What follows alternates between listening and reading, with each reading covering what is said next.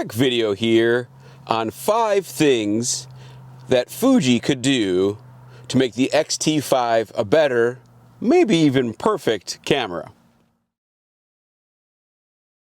So in reviewing a couple of different sort of classic cameras, retro styled cameras, I looked at the Nikon FZ and the Fuji X-T5, perhaps to complement my Leica cameras, my Leica M cameras.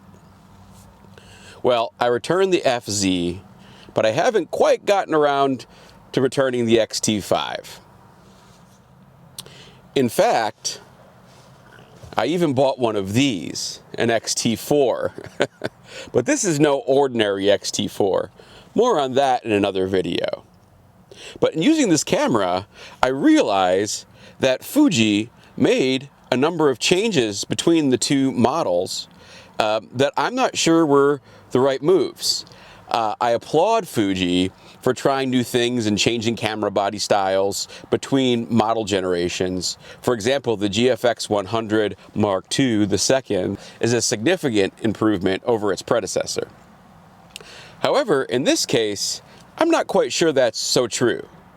So this made me think that maybe what Fuji should do is release an X-T5 the second, a Mark II, and I think they could get pretty darn close to a perfect camera if they just made these 5 improvements that I'm going to suggest in this video. First, the grip. I don't know how well you can see this in this video. I'm just sitting in the car here. But the grip on the X-T4 is so much better. It protrudes quite a bit more, and it's much more ergonomic. There's just a little more space for your fingers to purchase on it. Whereas in the X-T5, it's kind of squat. They went back to more like the X-T3 grip. I don't know why they did this. This grip is so much better. I feel like I have such a more secure purchase on this camera. So that would be the first one. Change it back to the old X-T4 grip. I will say that there's some people online saying the dials are different on the two cameras. As far as I can tell, they're the same. I think they're the exact same dials. You tell me, take a look. I will tell you what has improved, though, is these spinny dials here are much better on the X-T5. I've tried a couple of different X-T4s, and the wonkiness of them can vary quite a bit. This one is pretty bad, to be honest. But again, this is a special X-T5, and I'll have more on that in another video. But I've had some X-T4s that was okay, but nowhere near as good as this. That's a good improvement. So really just the grip on this first one. Second thing I'll mention is the back screen. I don't think either one of these is the right move. I think Fuji really needs to go to the A7R5 model for this camera. Have the photography first screen, which I kind of actually prefer for this guy, but then have some sort of flip out option so this could really truly be a true hybrid camera. So you can film yourself, do vlogging, do videos like this. I'm filming this on the XH2S. More on that camera in another video as well. The third thing I think they sort of screwed the pooch on, for lack of a better term, is the viewfinder. This viewfinder is slightly worse, but it's about the same.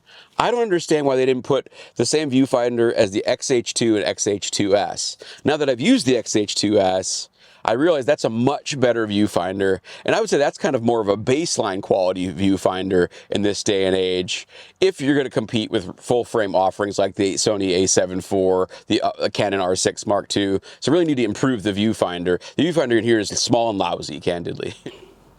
The next thing that they need to change this in all of their cameras, is they need to have some sort of sensor shield, whether it's the shutter coming down or a different apparatus. But in this day and age, $1,000 plus cameras should have something coming down to protect the sensor from dust when you're changing lenses. It's crazy that Fuji cameras don't have them, especially since these are APS-C cameras. It should actually be easier to do with these cameras.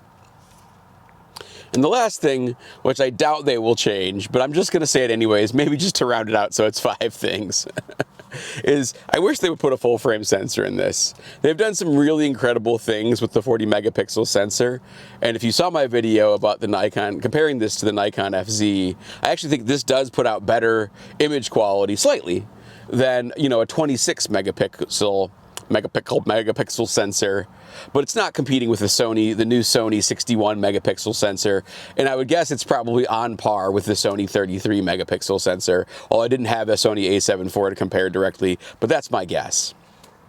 And really just the color simulations is sort of what edged out for image quality on those lower end full frame cameras.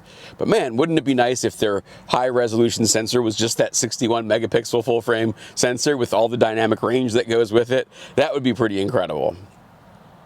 So what do you think? Would Fuji ever come out with an X-T5 Mark II? They did that with the X-T30. It's not unprecedented. Did I nail all the things that they should change in coming out with an X-T5 Mark II? Would you change anything else? Am I asking for too much? Let me know in the comments below. Like, comment, subscribe, and I'll see you in the next one. Bye. Bong, bong, bong.